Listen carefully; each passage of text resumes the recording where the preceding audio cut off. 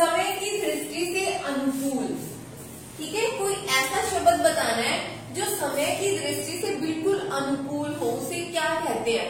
अनुकूल, समानुकूल, प्रतिकूल और समयानुकूल। ठीक है, यहाँ पे क्वेश्चन है समय की दृष्टि से अनुकूल। जब समय के अनुकूल पूछे तो कौन सा होगा?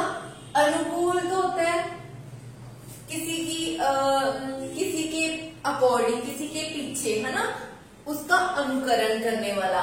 समानुकूल मतलब उसके प्लस प्लस होते जाना, जो भी हाँ में हाँ मिलाते उसके साथ चलना समानुकूल। प्रतिकूल जैसे उसके उल्टा कहना, ना मानकर उससे जो भी वो कर रहा है उसके अपोजिट करना। लेकिन समयानुकूल क्या होता है? समय की दृष्टि से अनुकूल को क्या कहते हैं? समयानुकूल, यानी कि समय के अनुकूल। ठीक है, इसे क्या लिखेंगे? समय अनुकूल। क्लियर? ठीक है, नेक्स्ट क्वेश्चन देखते हैं। जो सब कुछ जानता हो, जो सब कुछ जानता हो उसे क्या कहते हैं? अज्ञ, सर्वज्ञ, विशेषज्ञ और कृतज्ञ। कृतज्ञ तो होता है न मानने वाला, विशेषज्ञ होता है हर चीज में एक्सपर्ट, अज्ञ जो ना जानता हो, जो जानता हो सॉरी, लेकिन जो सब कुछ जानता हो तो आगे स लगा होने से क्या बनेगा? सर्वज्ञ, यानी कि सब कुछ जानने वाला। वज्ञ ये ना अज्ञ मानने वाला, सर्वज्ञ मतलब कि सब कुछ जानने वाला। क्लियर? थर्ड क्वेश्चन देखते हैं। घर का पर्यायवाची शब्द है। हमने पर्यायवाची शब्द टॉपिक किया था, तो मैंने तब भी बताया था कि एक ऐसा शब्द जिसके बहुत सारे और वैसे ही शब्द लिखे, भले अलग अलग हो लेकिन उनका मीन, उनका अर्थ सेम हो।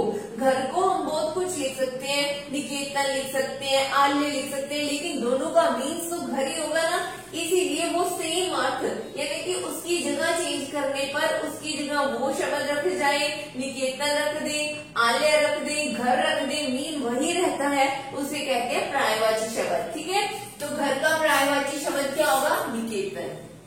निकेतन को हम घर कहते हैं। नेक्स्ट क्वेश्चन देखो। भवन का पर्यायवाची शब्द है। अभी यहाँ पे भवन ले लिया, यहाँ पे लिया था घर, भवन का घर हो जाएगा। ठीक है, मंदिर पता है आपको क्या होता है? धाम भी कोई पवित्र जगह को कहते हैं। महल बहुत ही आलीशान महल, पुराने जो राजा महाराजाओं के थे उन्हें महल। यहाँ पे बात हो रही है भवन की। भवन घर को कहते हैं, घर का पर्यायवाची भवन, भवन का लिखे तो घर हो सकता है। ठीक है, मंदिर पता है आपको, धाम भी पता है, महल है, इनसे अलग क्या है? घर, भवन भी घर होता है। नेक्स्ट क्वेश्चन देखते हैं। निम्नलिखित में से विकारी शब्द है। विकारी है, विकारी को हम बहुत बार पढ़ चुके हैं, बहुत बार क्वेश्चनों में डिस्कशन हो चुकी है इसकी। हमने कहा था विकारी शब्द कौन कौन से थे। आपकी याद के लिए मैं दोबारा से आपको याद करवा देती हूँ। संज्ञा, सर्वनाम, विशेषण और क्रिया। क्लियर?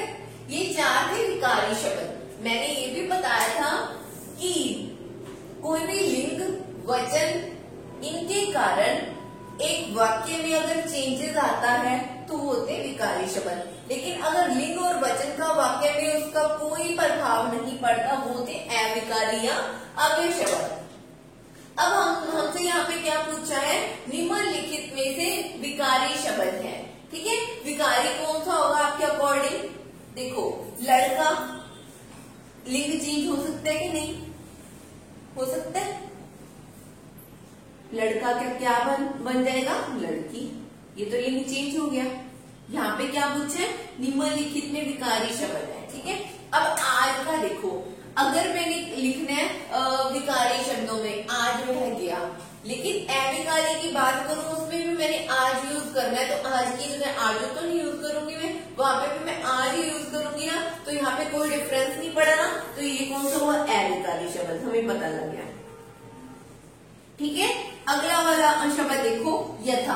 अब मैंने विकारी शब्द संज्ञा, सर्वनाम, क्रिया, विशेषण में यथा का यूज करना है तो भी मैं यथा लिखूंगी। अगर मैं अविकारी क्रिया विशेषण मुच्चय बोधक विस्मयादि बोधक इनमें यूज करूंगी तो भी मैं यथा ही लिखूंगी। यथा का नो लिंग, ना ही तो लिंग में चेंज होगा, ना ही इसका कर्ता, कुछ भी नहीं, ना ही कारक, है ना, ये यथा का यथा ही रहेगा। ये भी हुआ अविकारी शब्द। ठीक है, नेक्स्ट देखते हैं परंतु। अब वही बात, अगर मैंने विकारी शब्दों में संज्ञा सर्वनाम विशेषण क्रिया में परंतु लगाना है तो भी मैं परंतु ही लिखूंगी, और अगर मैंने अव्यय में लगाना है तो भी मैं परंतु ही लिखूंगी। ये भी क्या हुआ, अविकारी शब्द। क्लियर।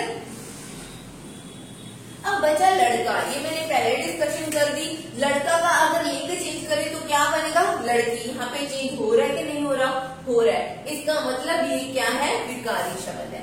मैंने क्या कहा था, जहाँ पे लिंग वचन का चेंज होता हो वाक्य में, उन्हें चेंज करके देखेंगे। चेंज होता है तो वो विकारी शब्द है, नहीं होता तो वो अविकारी या अव्यय शब्द है। क्लियर, यहाँ से अच्छे से क्लियर हो गया ये, है ना। तो नेक्स्ट क्वेश्चन देखते हैं। चादर के बाहर पैर पसारना, इसका अर्थ बताना है हमें।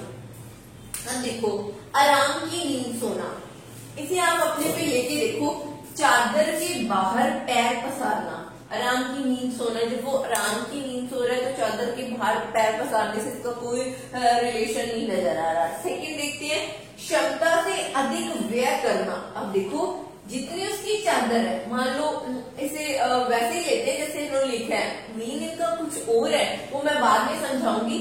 चादर के बाहर पैर पसारना, अब चादर छोटी है लेकिन पैर उसके लंबे हैं। ठीक है, बाहर पैर पसारने हैं, पसार रहा है वो, तो इसका अर्थ बताना है। तो क्षमता से अधिक व्यय करना, मान लो उसका उसका कितना आमदनी, तो उसकी कितनी है, रुपया, है ना, और वो खर्च कितना कर रहा है, 1.5 रुपया या 2 रुपए, यानी कि क्षमता से अधिक व्यय करना। ठीक है, हमने कमाया तो कम है लेकिन खर्च कितना कर दिया, उससे कहीं गुना ज्यादा, 2 गुना 3 गुना, है ना। क्षमता से अधिक व्यय करना मतलब कि चादर के बाहर पैर पसारना। ठीक है, अपनी औकात से ज्यादा करना।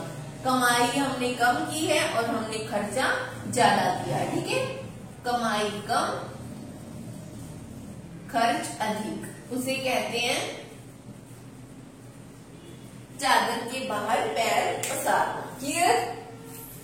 नेक्स्ट क्वेश्चन देखते हैं। जोहर खुलना मुहावरे का अर्थ है। ठीक है, जोहर खुलना, ये जैसे महाभारत सीरियल हुआ, या फिर जो ये धार्मिक सीरियल्स होते हैं उसमें सुना होगा कि जोहर खुल गया, ऐसा ये वर्ड वहां पे यूज किया जाता है, ये शब्द जोहर। ठीक है, क्रुद्ध होना मीन्स क्रोध आना। नेक्स्ट है परीक्षा होना, ये तो नहीं कहते हम हमारा एग्जाम है तो ये तो नहीं कहा जाता कि आज जोहर है, नो। सेकंड थर्ड देखो, जोहर टूट जाना, जोहर टूट जाना भी फिर तो वहां पे खुलना लिखता, टूटना लिखता, आगे भेद का पता लगना। अब देखो क्या होना चाहिए, जोहर खुलना, खुलना मतलब कि कोई चीज पे पर्दा था अब वो खुल गया, यानी कि भेद का पता लगना। ठीक है, जोहर खुलना मतलब कि भेद खुलना, कलम की, उसका मतलब भेद उसका खुल जाना, मीन्स जोहर खुलना। नेक्स्ट क्वेश्चन देखते हैं। तू डाल में पात लुकोक्ति का अर्थ बताना है। ठीक है, देखो, तू डाल में पात, अपने कहते हैं ना जैसे को तैसा हिंदी में, या इंग्लिश में कहे टिट फॉर टैट, जैसा वैसा ही, है ना।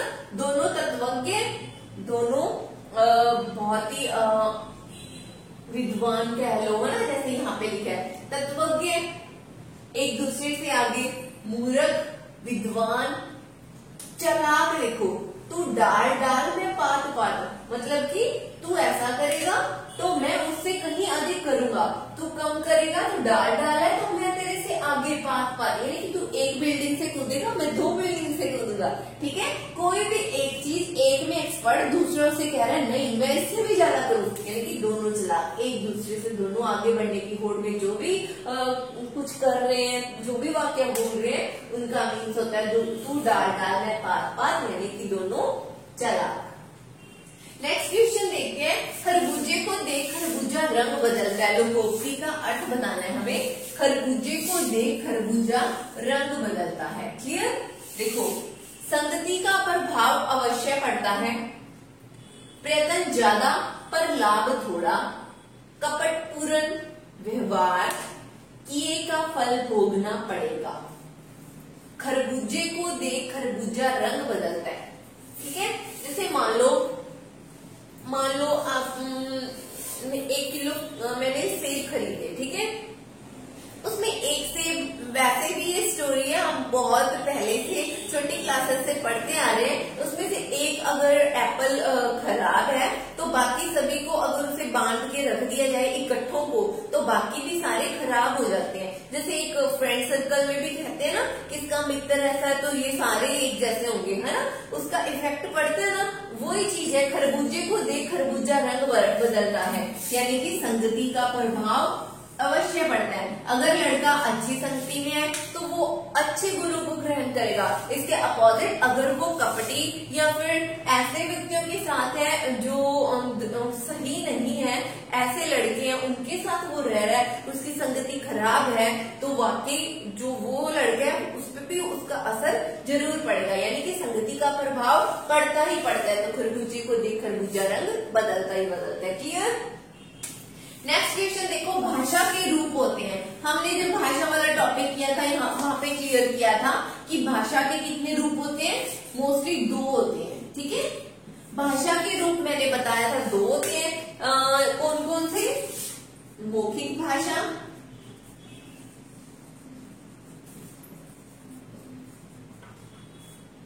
सेकंड है लिखित भाषा,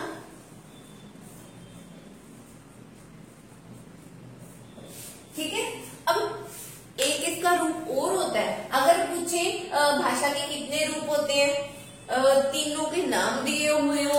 तीसरा होता है सांकेतिक भाषा, ठीक है? जो संकेत से समझाई जाए, संकेत से, इशारों से, ठीक है? बट यहाँ पे हम बात कर रहे हैं मुख्य रूप से। तो याद रखना, जब भाषा के मुख्य रूप से इसके पाठ पूछे, रूप पूछे, तो होते हैं 2। कौन कौन से? मौखिक और लिखित। बाई चांस कुछ ऐसा होता है कि तीनों ऑप्शन में दे रखे हो तो ये भी उसका पार्ट होता है, लेकिन मुख्य रूप से हम 2 ही कहेंगे। कौन कौन से? मौखिक भाषा और लिखित भाषा। क्लियर? यस, मौखिक और लिखित। लास्ट क्वेश्चन देखते हैं। वर्तस्य ध्वनियां हैं। जब हमने ध्वनियों वाला पहला ही टॉपिक किया था, वर्ण विचार वाला, उसमें किया था वर्तस्य ध्वनियां, है ना? सबसे पहले हमने वर्ण किए थे कितने? 52। स्वर किए थे 11।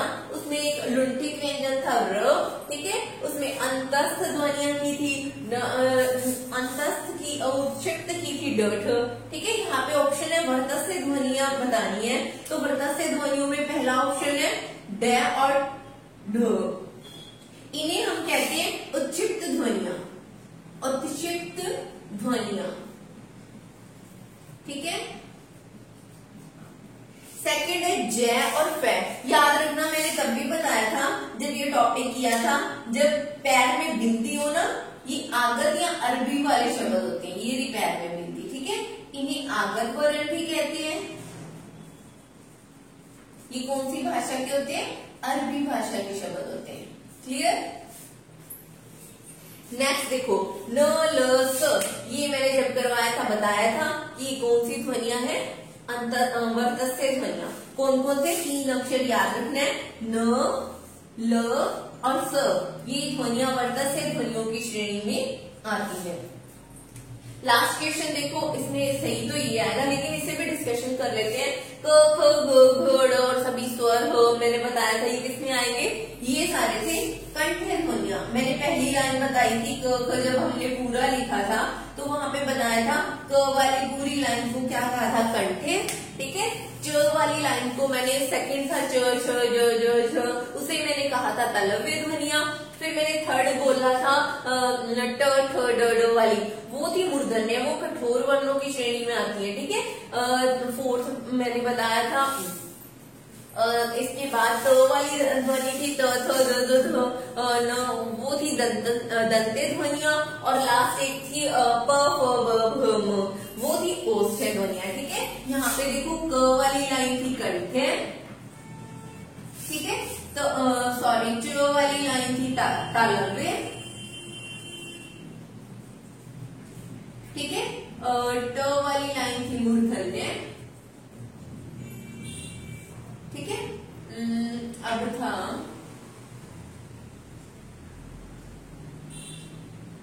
फिर थी इसके बाद थी त वाली लाइन, त थ द ध न, वो थी दंत्य। फिर प वाली लाइन थी प फ ब भ म, वो थी ओष्ठ, ठीक है। याद रखना है, इसमें से क्वेश्चन आएंगे, कोई भी इस लाइन का अक्षर देके पूछ लेंगे कौन से वर्णों, कौन सी ध्वनि वाला वर्ण है, कंठ है, तालव्य है या फिर मूर्धन्य या दंत्य, 4 ऑप्शन दे देंगे, उनमें से एक पे आपको क्लिक करना होगा, ठीक है। तो यहाँ पे ड ठ उत्क्षिप्त ध्वनियां है, न ल स वर्धस्य ध्वनियां है, ज फ जिसके पैर में बिंदी होती है वो हमेशा आगत वर्ण कहलाते हैं, जो कि अरबी भाषा से होते हैं। क ख ग घ ड मैंने बता ही दिया कंठ है, च वाली लाइन तालव्य, ट वाली मूर्धन्य, त वाली दंत्य और प वाली ओष्ठ, ठीक है। तो ये क्वेश्चन यहाँ पे क्लियर होते हैं। नेक्स्ट जो इसका अगला पार्ट है क्वेश्चन सीरीज का, वो हम अगले सेशन में करेंगे। Thank you.